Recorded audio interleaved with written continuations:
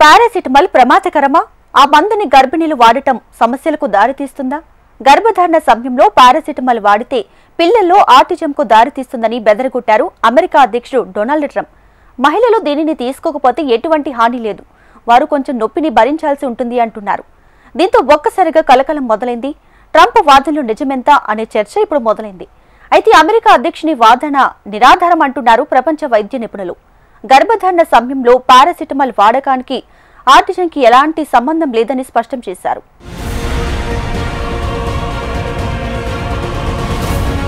ప్రపంచంలో అత్యంత ప్రజాదరణ పొందిన మందుల్లో ఒకటి పారాసిటమాల్. ఇది విస్తృతంగా ఉపయోగించే ఓవర్ ది కౌంటర్ మెడిసిన్. ఇది నొప్పి నివారణగా, జ్వరం తగ్గించేదిగా పనిచేస్తుంది. పారాసిటమాల్ సాధారణంగా జ్వరం, తలనొప్పి, వెన్నునొప్పి, చిన్న ఆర్థరైటిస్ నొప్పి, పంటి నొప్పులు, కండరాల నొప్పులు వంటి రుగ్మతలకు చికిత్స చేయడానికి ఉపయోగిస్తారు. ఇది తాత్కాలికంగా జ్వరాన్ని తగ్గించడానికి కూడా ఉపయోగించడం జరుగుతుంది. ప్రపంచవ్యాప్తంగా కోట్లాది మంది పారాసిటమాల్ ఉపయోగిస్తున్నారు. ఈ మందు అమెరికాలో టైలెనాల్ అనే బ్రాండ్ పేరుతో చెలామణి అవుతోంది. అయితే ఇటీవల టైలెనాల్ గురించి అమెరికా అధ్యక్షుడు డొనాల్డ్ ట్రంప్ చేసిన ఆందోళనలు సంచలనం సృష్టించాయి. డొనాల్డ్ ట్రంప్ ఒక్కసారిగా డాక్టర్ అవతారం ఎత్తారు. పారాసిటమాల్ గురించి గర్భవతులను బెదరగొట్టారు. టైలెనాల్ తీసుకోవటం వల్ల ముఖ్యంగా గర్భిణీ స్త్రీలలో ఆటిజం ప్రమాదం పెరుగుతుందని సంచలన వ్యాఖ్యలు చేశారు. టైలెనాల్ తీసుకోకటువంటి హాని లేదు, వారు కొంచెం నొప్పిని భరించాల్సి ఉంటుంది అని వ్యాఖ్యానించారు. చిన్నపిల్లలకు టీకాలు వేయటం ఆలస్యం చేయాలంటూ కూడా సూచించారు అమెరికా అధ్యక్షుడు. First, effective immediately, the FDA will be notifying physicians that the use of let's see how we say that. Acetaminophen. Is that okay? Which is basically commonly known as Tylenol.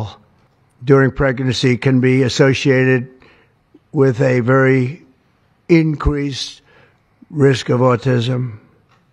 So taking Tylenol, not good. All right, I'll say it. It's not good. For this reason, they are strongly recommending that women limit Tylenol use during pregnancy unless medically. సాధారణంగా గర్భధారణ సమయంలో మందులను ఎల్లప్పుడూ జాగ్రత్తగా వాడాలి.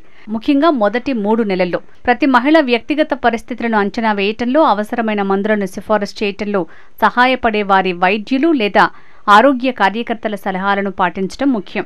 అయితే గర్భధారణ సమయంలో పారాసిటమాల్ వాడకం పిల్లల్లో ఆటిజంతో ముడిపడి ఉందని ట్రంప్ చెప్పడం ఎంతవరకు నిజం? దీనిపై ప్రపంచవ్యాప్తంగా చర్చ మొదలైంది. ఆటిజంకు టైలెనాల్ కారణమనే వాదనలో శాస్త్రీయత లేదని నిపుణులు కొట్టిపారేశారు. ఆటిజంకు జన్యుపరమైన కారణాలే కీలకమని వాదిస్తున్నారు. జన్యు ఉత్పరివర్తనాలతో పాటు కాలుష్య కారకాలు, దుమ్ము, మైక్రోప్లాస్టిక్స్, పర్యావరణ టాక్సిన్స్ వంటివి కూడా ఆటిజం ప్రమాదాన్ని పెంచుతాయని పరిశోధకులు చెబుతున్నారు. ట్రంప్ చేసిన వాదనల్ని ప్రపంచ ఆరోగ్య సంస్థ WHO తోసిపుచ్చింది. గర్భధారణ సమయంలో పారాసిటమాల్ వాడకం, ఆటిజం మధ్య కారణ సంబంధాన్ని ఇప్పటికే ఉన్న శాస్త్రీయ ఆధారాలు సమర్థించవని WHO ప్రతినిధి తారిక్ జసారెవిక్ స్పష్టం చేశారు. పారాసిటమాల్కు ఆటిజం మధ్య సంభావ్య సంబంధాన్ని సూచించిన కొన్ని పరిశీలన అధ్యయనాలు ఉన్నాయి, కానీ ఆధారాలు అస్థిరంగా ఉన్నాయి. అలాంటి సంబంధాన్ని కనుగొనలేదు. కాబట్టి ట్రంప్ వాదనలు నిరాధారమైనవని జసారెవిక్ అన్నారు.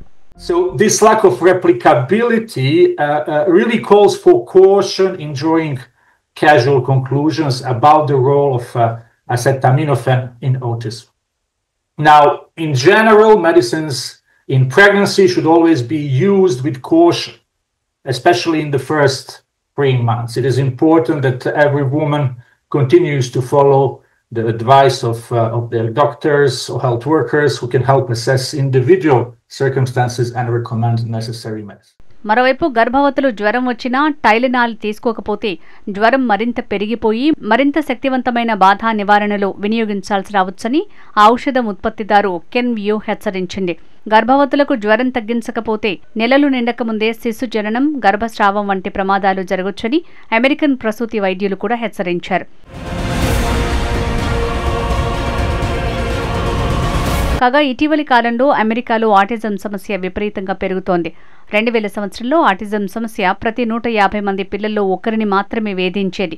2020 నాటికి ప్రతి 36 మందిలో ఒకరు ఆటిజంతో బాధపడుతున్నారని తేలింది. ఈ నేపథ్యంలో ఆటిజంపై అమెరికాలో విస్తృతమైన పరిశోధనలు సాగుతున్నాయి. గర్భధారణ సమయంలోనూ పుట్టిన తర్వాత ఇచ్చే టీకాలు ఆటిజానికి కారణమవుతున్నాయా అనే పరిశోధనలు కూడా సాగుతున్నాయి. అయితే ఇప్పటివరకు ఆటిజానికి సరైన కారణమేంటో పూర్తి స్థాయిలో వెలుగులోకి రాలేదు.